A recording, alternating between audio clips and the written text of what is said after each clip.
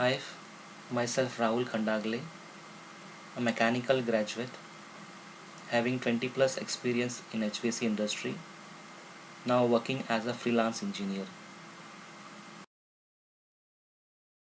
Recap. Part 1. We have discussed about building orientation, building shape, envelope, perimeter and inner zones.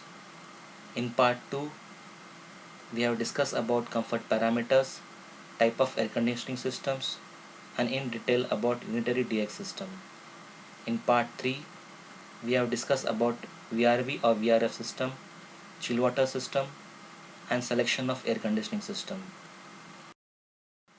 In this session, we are going to talk about understanding of cooling load estimate, inputs for cooling load estimate and inputs required for to be indicated in architectural layouts, sections and elevations. Understanding. Cooling load estimate is the base of any HVAC design. It decides the equipment selection, type of system and have impact on the capex and the opex. We see engineers practicing thumb rule method either because they are short of time or in rush of immediate deliverables. However, this is not the right practice. The cooling load estimate is governed by the following factors: weather conditions, building classifications, building envelope, room data, and operating hours. Weather conditions. They are classified as hot and dry, warm and humid, composite, temperate, and cold climates. In hot and dry, you may not require air conditioning also. Evaporator cooling or air cooling may suffice, while in composite, temperate and cold climates, you may have to go for heating also. Building classifications. Classified in 7 types as per ECBC norms. Hospitality, star hotel, non-star hotel and resort. Educational, such as colleges, university, training institutions and schools. Healthcare, such as hospital and outpatient healthcare. Shopping complex, such as shopping malls, standalone retails, open gallery malls, hyper or supermarkets. Businesses such as large offices greater than 10,000 square meter, medium offices 10,000 to 30,000 square meter, and small offices less than 10,000 square meter. Assemblies such as multiplex, theatre, and building used for transport services such as airport, railway station, bus station, and underground and elevated rapid transit system. Mixed use building where different classification meets the minimum requirement of 10%. Room data, internal space usage for office buildings such as open office space, meeting rooms, cafeteria, etc. Occupancy, number of occupants and frequency of occupancy.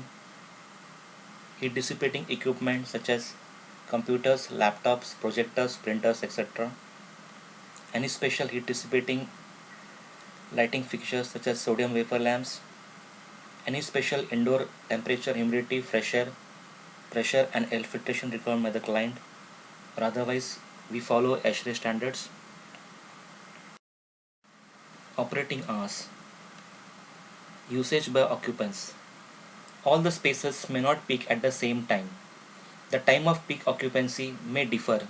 For example, in malls, the peak occupancy may occur in the evening or on the holidays. For hospitals, the peak occupancy may occur during the visiting hours. Also, there might be some spaces or equipment which require 24 by 7 cooling, such as UPS room, server room, data centers in the office building. Architectural layouts. The architectural layouts should clearly indicate the site location, the building orientation, furniture layout with sitting arrangement, glass indication with width and height, and building sections and elevations.